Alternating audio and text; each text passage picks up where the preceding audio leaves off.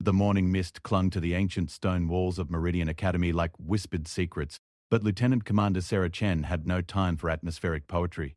At 0530 hours, she stood at attention in the center courtyard, her military-issued boots planted firmly on cobblestones that had witnessed centuries of ambition, triumph, and inevitable failure. The Academy's towering spires stretched toward a pewter sky, their Gothic architecture designed to inspire awe and submission in equal measure. For most cadets, this place represented the pinnacle of achievement, the golden gateway to power and prestige. For Sarah, it had become something else entirely, a crucible where she would either forge herself into something unbreakable or be consumed by the flames of institutional prejudice. The statistics were damning, though they were rarely spoken aloud in polite company. In the Academy's 347-year history, only 12 women had graduated from the elite Strategic Command program. Of those 12, 7 had been quietly reassigned to administrative positions within their first year of service. 3 had resigned entirely, citing personal reasons that everyone understood but no one discussed. 1 had died under circumstances that remained classified. Only 1 had achieved flag rank, and she had done so by becoming more ruthless than the men who tried to destroy her, a transformation that had cost her everything she had once held dear. Sarah knew these numbers by heart, just as she knew the weight of expectation that pressed down upon her shoulders like lead armor. She was not merely representing herself in this place. She carried the hopes of every woman who had been told she was not strong enough, not smart enough, not ruthless enough to command others in the crucible of interstellar warfare. The burden should have been crushing, but instead, it had become the source of her strength. The Academy's selection process was notorious for its brutality, designed to identify not just the most capable officers, but those who possessed the rare combination of strategic brilliance, tactical flexibility, and unshakable resolve that defined true leadership. Out of 10,000 applicants each year, only 300 were admitted. Of those 300, perhaps 50 would graduate with honors. And from that elite group, fewer than a dozen would be selected for the Strategic Command program, the fast track to the highest echelons of military leadership. Sarah had not merely been selected. She had dominated every phase of the admission process with a precision that bordered on the supernatural.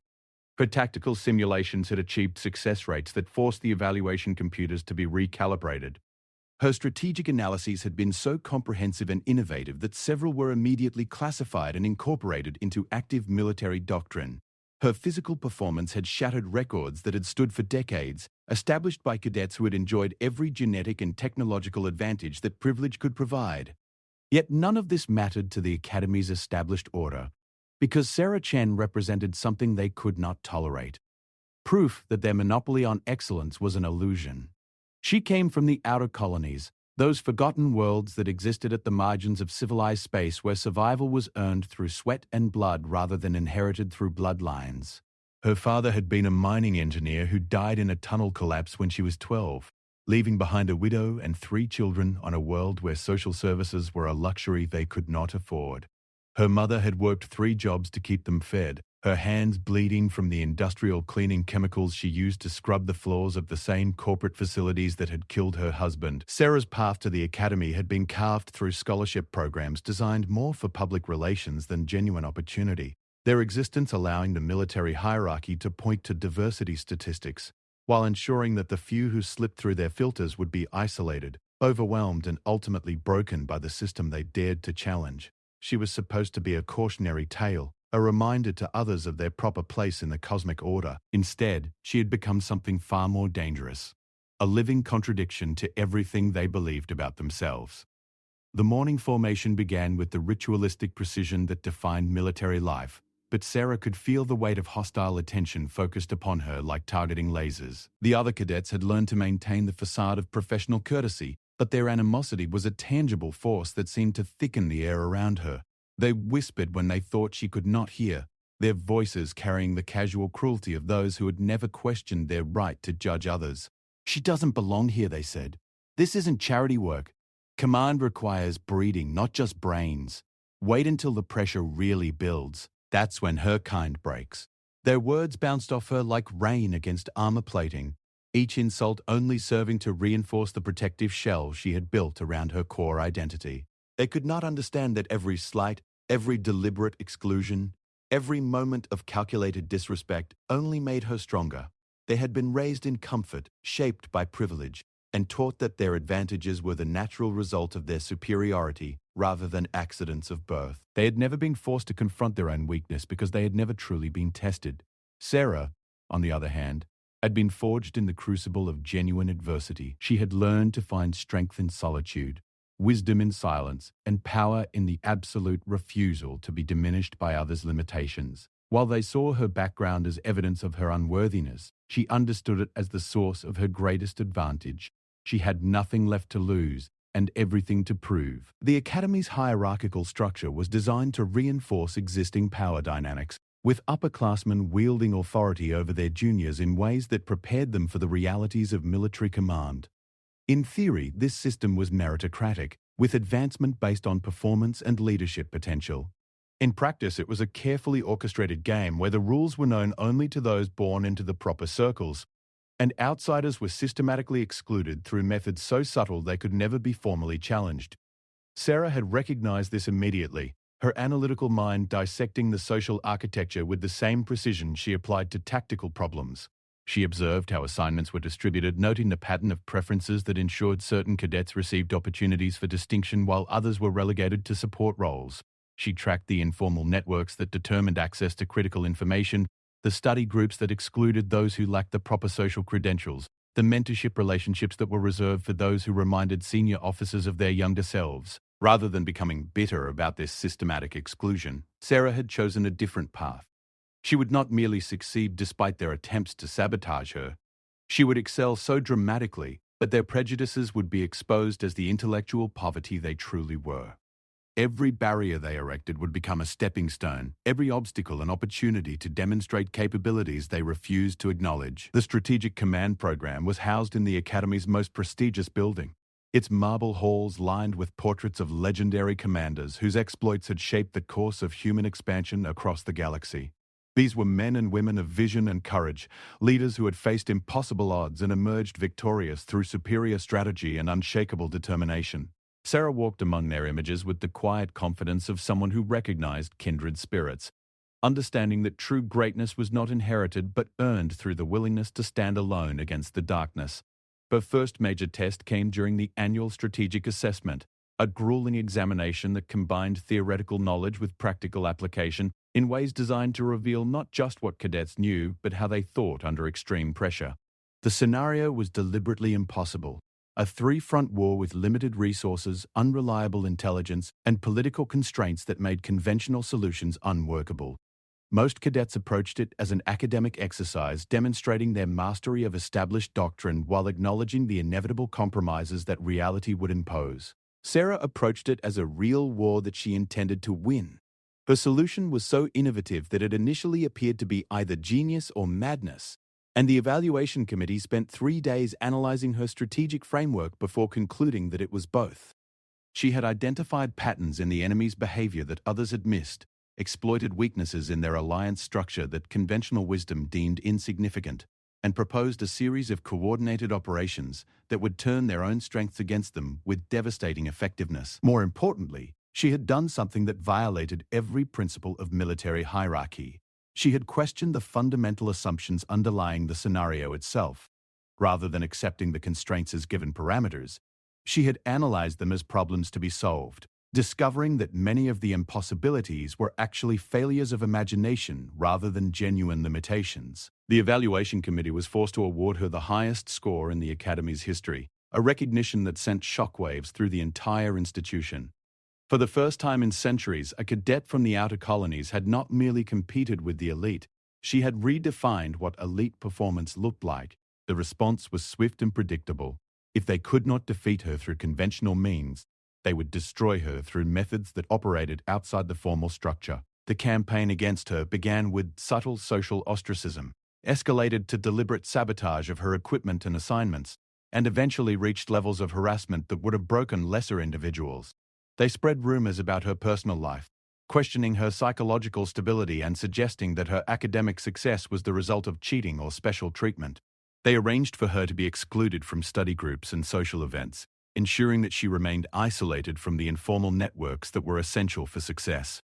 They manipulated scheduling to force her into impossible conflicts between competing obligations, then criticized her for failing to meet standards that were deliberately designed to be unattainable.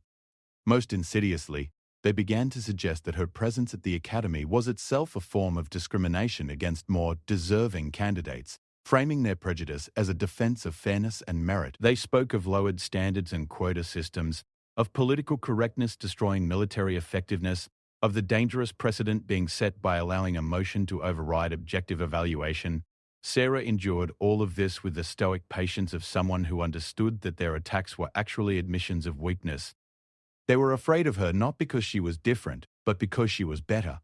Their elaborate campaign of harassment was proof that they could not defeat her through legitimate competition, and their desperation was becoming increasingly obvious to anyone who cared to look. But understanding the source of their hostility did not make it less dangerous. The Academy's informal power structure was vast and deeply entrenched, with connections that extended far beyond the institution itself. These were not merely students engaging in petty bullying.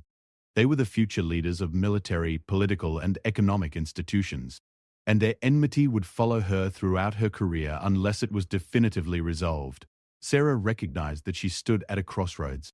She could continue to endure their harassment while excelling academically, hoping that her performance would eventually overcome their prejudice.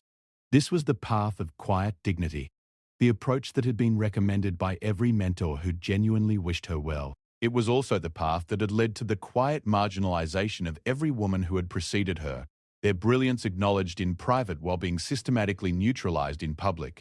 Alternatively, she could choose confrontation, forcing the conflict into the open where their advantages would be diminished and her strengths could be fully deployed. This was the path of maximum risk, carrying the possibility of complete destruction if she miscalculated or underestimated their willingness to escalate. But it also offered the only realistic chance of genuine victory, the opportunity to not merely survive their opposition, but to defeat it so thoroughly that future generations would inherit a fundamentally changed environment. As she stood in her quarters that evening, looking out at the Academy's manicured grounds through windows that had witnessed centuries of ambition and defeat, Sarah made her choice. She had not come this far to be broken by the fear and hatred of those who could not accept her excellence. She had not sacrificed everything to become a cautionary tale or a symbol of noble failure. Tomorrow, she would give them the war they had been waging in shadows, but she would fight it on her terms, with her weapons, according to her rules. They wanted to test her strength.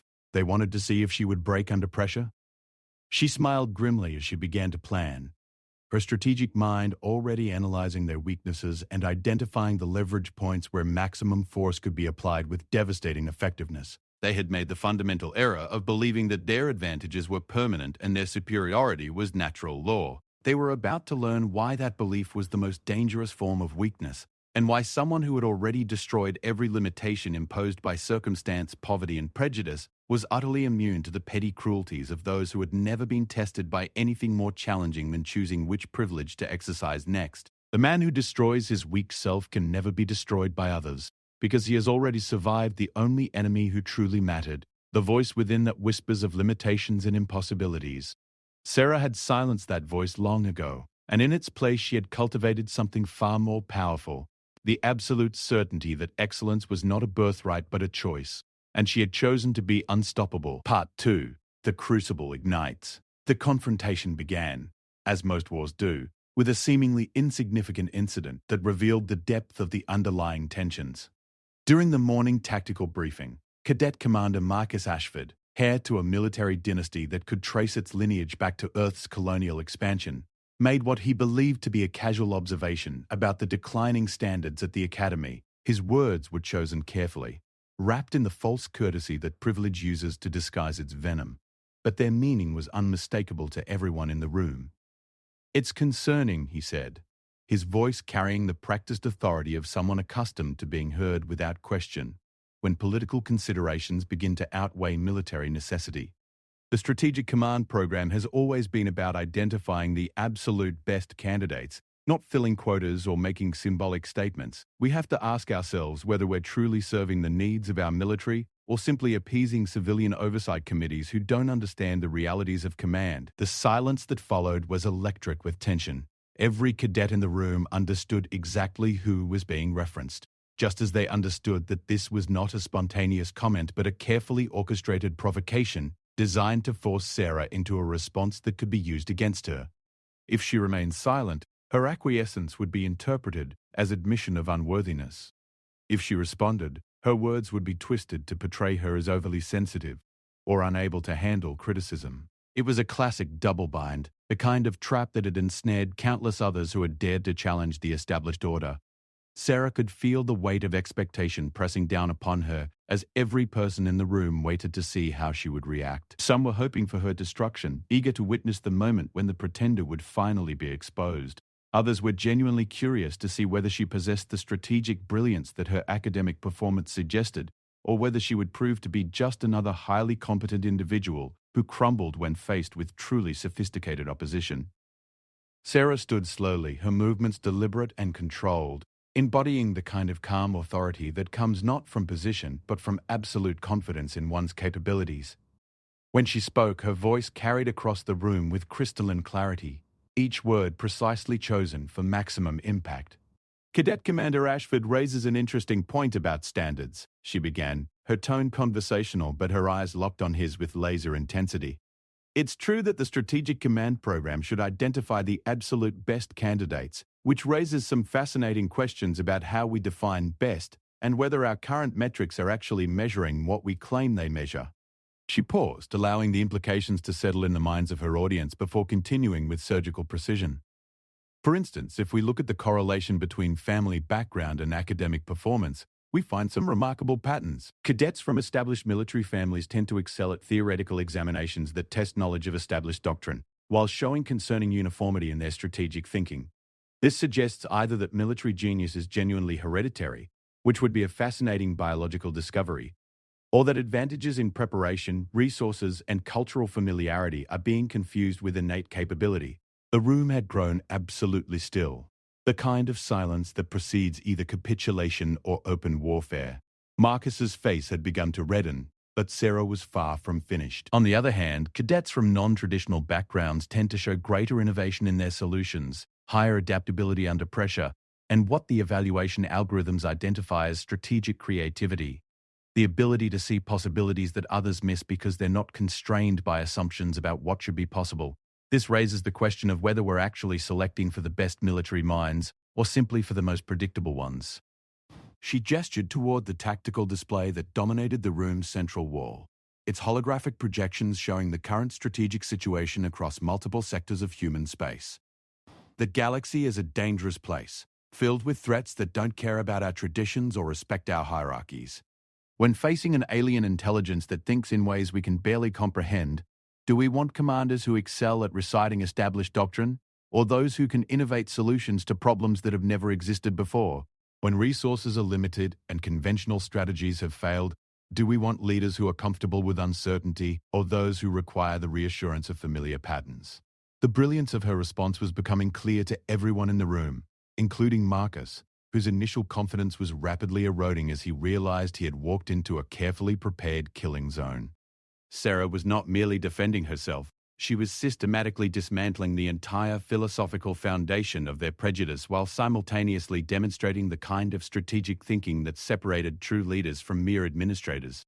But perhaps most importantly, she continued, her voice taking on the edge of sharpened steel, we have to ask whether our definition of merit is actually serving military effectiveness, or whether it's simply a comfortable illusion that allows us to avoid confronting our own limitations. Because if we're honest about the performance data, and I assume Cadet Commander Ashford values honesty above all else, we'll find that innovation, adaptability, and strategic creativity are not distributed according to family trees or social connections. They appear wherever circumstances have forced individuals to develop genuine strength rather than the mere appearance of it. She turned to face Marcus directly, her posture shifting into something that every person in the room recognized as a prelude to decisive action. So when you express concern about declining standards, I have to wonder what you're actually measuring. Are you concerned that we're accepting candidates who can't perform, or are you uncomfortable with the possibility that performance and pedigree are not as closely correlated as you believed? Because if it's the latter, then perhaps the problem isn't with the standards themselves, but with our assumptions about who is capable of meeting them. The challenge was now explicit, stripped of all diplomatic language and presented with the kind of clarity that made evasion impossible. Sarah had not merely responded to Marcus's provocation. She had turned it into an opportunity to expose the intellectual emptiness of the entire system that had attempted to exclude her. More importantly, she had done so in a way that demonstrated exactly the kind of strategic thinking that the Academy claimed to value above all else. Marcus's response was precisely what she had anticipated, the sputtering indignation of someone who had never been forced to defend positions that he had simply inherited rather than earned. You can't possibly suggest that family heritage doesn't matter. Military leadership requires qualities that are developed over generations, refined through constant exposure to strategic thinking and command responsibility. There's a reason why the great military families have produced generation after generation of exceptional officers. It's not about privilege. It's about preparation and natural aptitude that can't be replicated through academic achievement alone.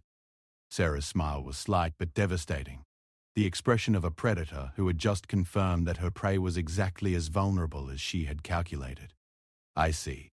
So your argument is that military excellence is essentially genetic, passed down through bloodlines like eye color or height? That's a fascinating theory, and I'm sure it's very comforting but it does raise some uncomfortable questions about military history, doesn't it? She gestured toward the portraits lining the walls, the legendary commanders whose exploits had shaped human civilization.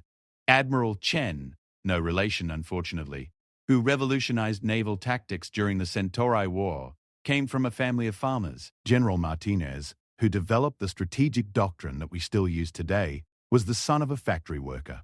Commander Singh, whose innovations in logistics enabled the expansion into the outer systems, grew up in refugee camps after her home colony was destroyed. Strange how genetic military genius seems to manifest most often in people who had no family military tradition to inherit. The historical examples were devastating because they were undeniable, chosen specifically because they were taught in every military history class and celebrated in every academy tradition. Sarah was not making abstract arguments. She was systematically destroying Marcus's position using the institution's own sacred narratives. But perhaps more importantly, she continued, her voice now carrying the authority of absolute conviction, your theory suggests that military capability is essentially fixed at birth, determined by genetics rather than developed through training and experience. If that were true, then what exactly is the purpose of this academy? Why spend 4 years teaching tactics and strategy if military genius is hereditary? Why conduct evaluations and examinations if performance is predetermined by family background? The logical trap was now complete, and everyone in the room could see it. Marcus had been maneuvered into defending a position that undermined not just his own achievements but the entire purpose of military education. If excellence was inherited, then his presence at the academy was meaningless. He should have been automatically commissioned based on his bloodline. If excellence was developed through training and effort, then Sarah's success was proof that the system was working as designed, identifying and cultivating talent regardless of its origin. But Sarah was not content with merely winning the logical argument. She understood that real change required more than intellectual victory. It required the kind of demonstration that would make denial impossible and retreat unthinkable. However, she said, her tone shifting to something that made several cadets involuntarily straighten in their chairs, I'm less interested in theoretical discussions about merit than I am in practical demonstrations of capability. If Cadet Commander Ashford genuinely believes that standards are declining, then perhaps he'd like to participate in a direct comparison, a head-to-head evaluation of strategic thinking, tactical innovation, and leadership effectiveness. The challenge hung in the air like a thrown gauntlet, impossible to ignore and dangerous to accept. Every person in the room understood that this was no longer about academic debate or social positioning. This was about the fundamental question of who deserved to command and who was qualified to follow. Marcus found himself trapped between equally impossible alternatives. If he accepted the challenge and lost, his entire worldview would be publicly demolished and his status within the academy hierarchy would be destroyed. If he refused, he would be admitting that his criticism was based on prejudice rather than genuine concern about standards, and his moral authority would be permanently compromised. But Sarah had calculated this moment with the same precision she applied to tactical analysis, and she knew exactly how to make his choice inevitable. Unless, of course, you'd prefer to continue discussing theoretical concerns about other people's qualifications rather than demonstrating your own. That's certainly an option. And I'm sure everyone would understand if you felt that direct comparison might not support your arguments about merit and capability. The words were delivered with surgical precision, each phrase designed to make refusal psychologically impossible for someone whose entire identity was built upon assumptions of superiority. Sarah was not merely offering a competition. She was making it clear that backing down would be interpreted as an admission that his criticism was based on cowardice rather than conviction. Marcus's response came through gritted teeth, his voice carrying the barely controlled anger of someone who had been systematically outmaneuvered but could not admit defeat. Fine. If you want a demonstration of capability, you'll get one. But don't expect any special consideration when you realize that academic performance and real leadership are entirely different things.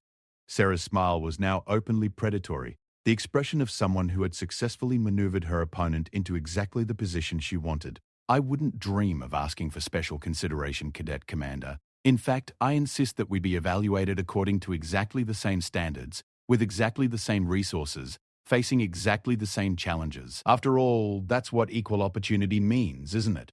The trap was now fully sprung, and the watching cadets could feel the shift in power dynamics that was already beginning to reshape their understanding of the Academy's hierarchy. Sarah had not merely defended herself against attack, she had turned defense into offense with such skill that her opponents had voluntarily walked into their own destruction. But this was only the beginning. The real test would come when the formal challenge was structured and implemented, when theoretical arguments would be replaced by practical demonstration under conditions that would reveal not just intellectual capability, but the kind of leadership potential that could not be faked or inherited.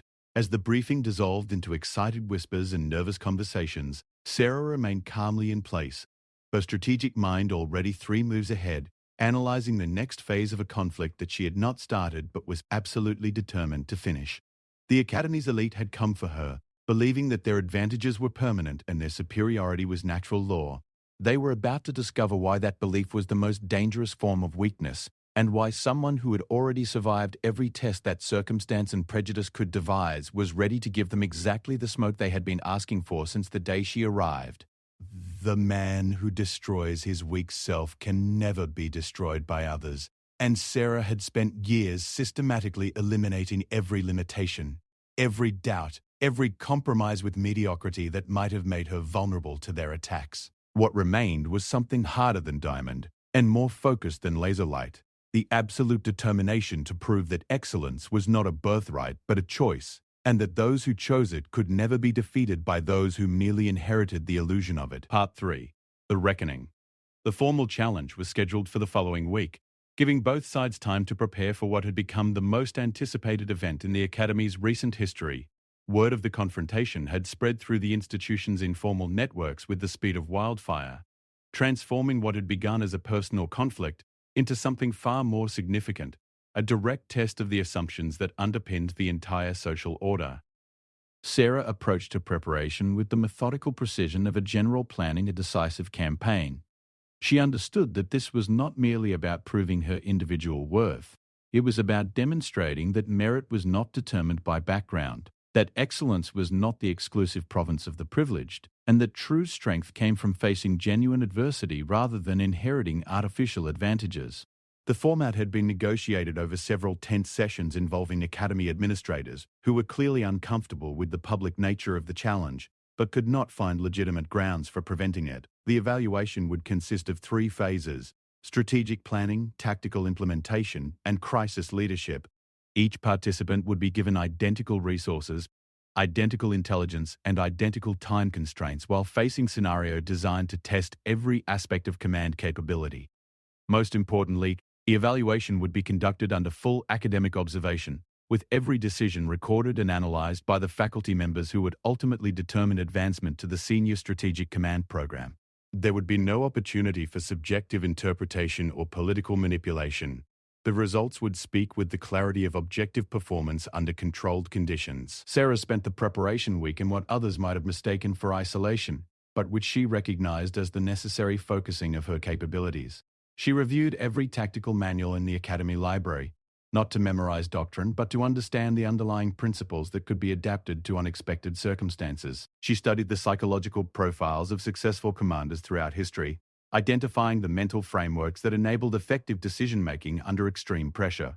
Most importantly, she engaged in the kind of strategic meditation that had become her greatest weapon, the systematic elimination of every assumption, every emotional reaction, every cognitive bias that might interfere with perfect clarity of thought.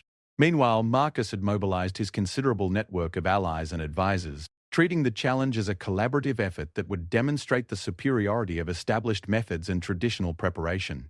His strategy sessions involved dozens of participants from multiple classes, creating what amounted to a collective intelligence effort focused on defeating a single opponent. They analyzed Sarah's previous performances, identifying patterns in her thinking that might reveal exploitable weaknesses. They developed contingency plans for multiple scenarios, ensuring that Marcus would have prepared responses regardless of the specific challenges presented.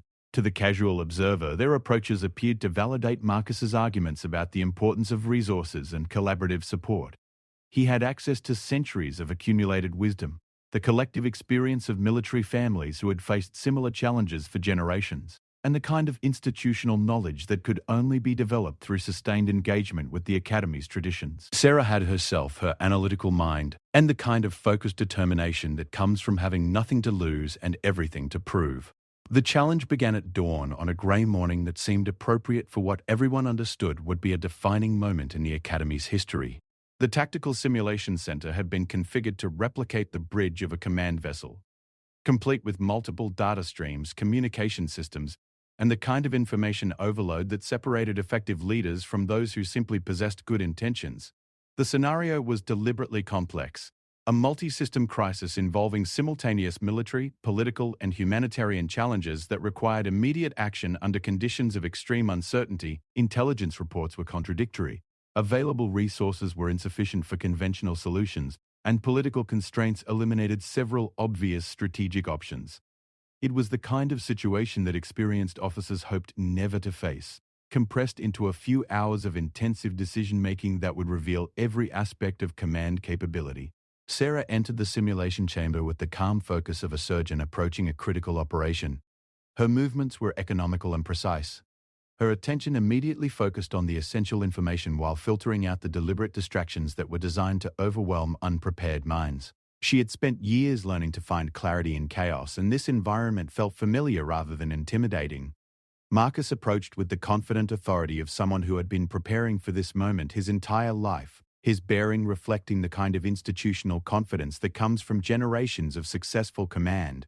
He moved through the initial setup with practiced efficiency, demonstrating the smooth competence that had made him the acknowledged leader among his peer group. The first phase focused on strategic planning, requiring each participant to analyze the complex scenario and develop a comprehensive response within a strictly limited time frame. The observers watched in silence as both candidates immersed themselves in data analysis, their different approaches immediately apparent to anyone who understood the subtleties of strategic thinking. Marcus followed established protocols, working systematically through the decision-making framework that had been refined over centuries of military experience. He identified threats according to conventional priorities, allocated resources based on proven models, and developed response plans that reflected the kind of strategic orthodoxy that had served human forces well in previous conflicts. His analysis was comprehensive, well-reasoned, and thoroughly grounded in military doctrine. Sarah approached the problem as if doctrine had never existed, analyzing the situation from first principles with a kind of fresh perspective that came from having no investment in established solutions. She identified patterns that others had missed because they conflicted with conventional wisdom, recognized opportunities that were invisible to minds trained to see only familiar possibilities, and developed response strategies that were simultaneously innovative and rigorously logical. When the analysis phase concluded, both participants had produced strategic frameworks that reflected their different approaches to command. Marcus had created a plan that any experienced officer would recognize as competent and reasonable, built upon proven methods and careful risk assessment.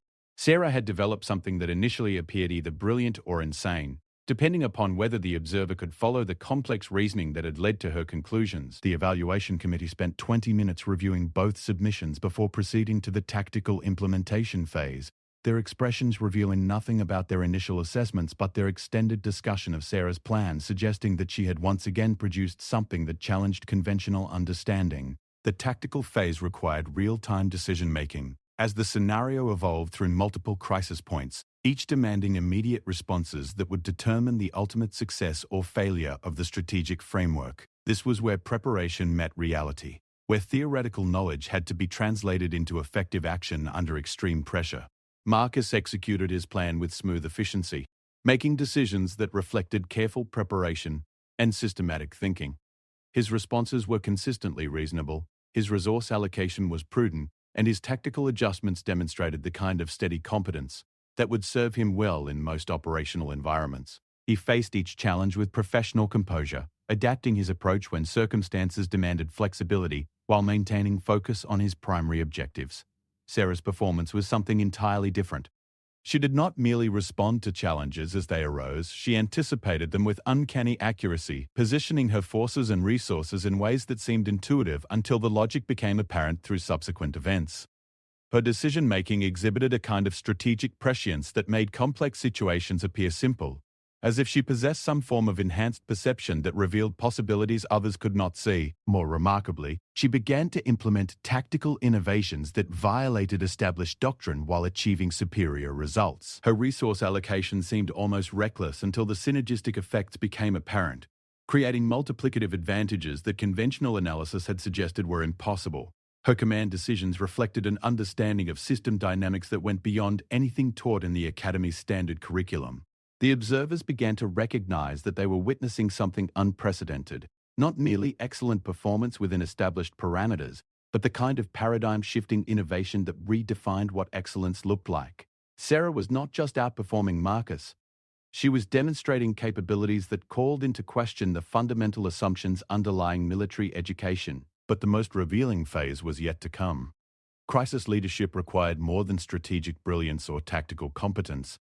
It demanded the psychological strength to maintain clarity and effectiveness when everything was falling apart, when normal procedures had failed, and when the only option was to improvise solutions that had never been attempted before.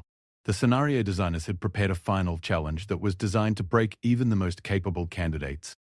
A cascade failure that eliminated most available options while imposing time pressures that made careful analysis impossible. It was the kind of situation where textbook solutions were useless and success required the ability to function effectively at the very edge of human capability. Marcus faced this ultimate test with the kind of determined competence that had brought him this far, but the accumulated stress and complexity began to show in his performance. His decisions became more hesitant, his responses less innovative, and his overall effectiveness diminished as he struggled to adapt methods that had served him well in more predictable environments. He was not failing, but he was revealing the limitations of an approach built upon preparation and convention rather than fundamental adaptability. Sarah thrived in conditions that would have destroyed lesser candidates. The chaos and uncertainty seemed to sharpen her focus rather than diminish it, as if the removal of conventional constraints had freed her to operate at her highest level. Her responses became more creative, her strategic vision more comprehensive, and her leadership presence more commanding as the situation deteriorated around her. But it was her handling of the human element that truly demonstrated the difference between competence and greatness. As the simulation progressed, both candidates had to manage subordinates who were overwhelmed by stress, coordinate with allies who were questioning their leadership, and maintain morale among forces who were beginning to doubt the possibility of success. Marcus approached these challenges with professional courtesy and established leadership techniques, maintaining discipline through proper channels and clear communication of expectations. His approach was textbook perfect and reasonably effective, producing the kind of steady performance that would be adequate in most circumstances. Sarah did something that could not be taught in any classroom or inherited from any family tradition.